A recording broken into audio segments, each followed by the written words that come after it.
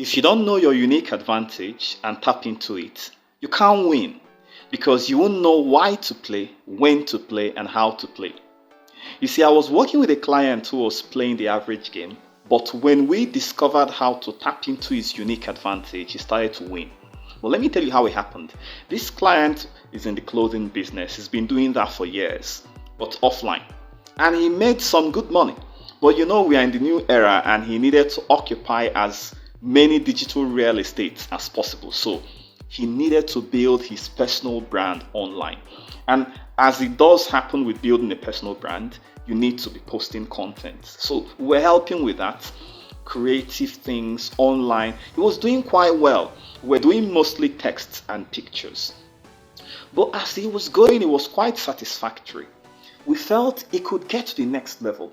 And I figured something. Even though he was making sales, it wasn't as much as he was getting offline. And I wondered what the problem was. We were doing everything right. Then it dawned on me that there was something that was not being captured in his online presence, which was what? His personality. See, if you went into his shop offline, you'd see that people easily related with him.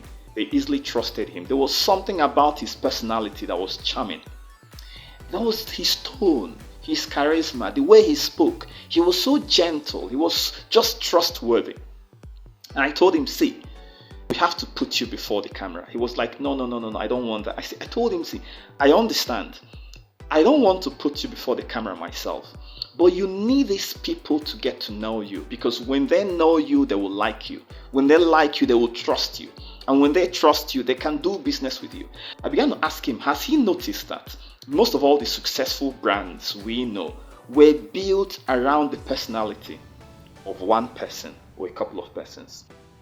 Let's take Elon Musk. His personality is even much more than Tesla.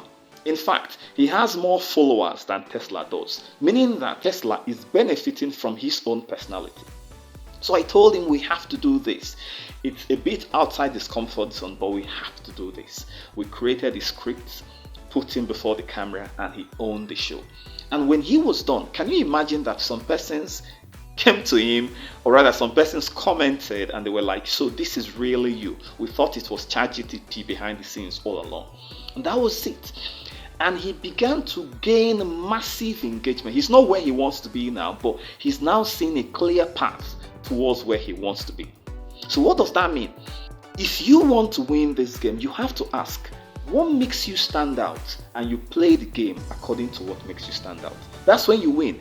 Another way to look at it is, if you were a boxer and you were getting into a competition and you know your opponent is a good striker, has knockout power, but you on the other hand, you have stamina, endurance, so you perform better at later rounds. It means your only chance of winning would be to drag that fight into the deeper waters of later rounds, where you can tire him out.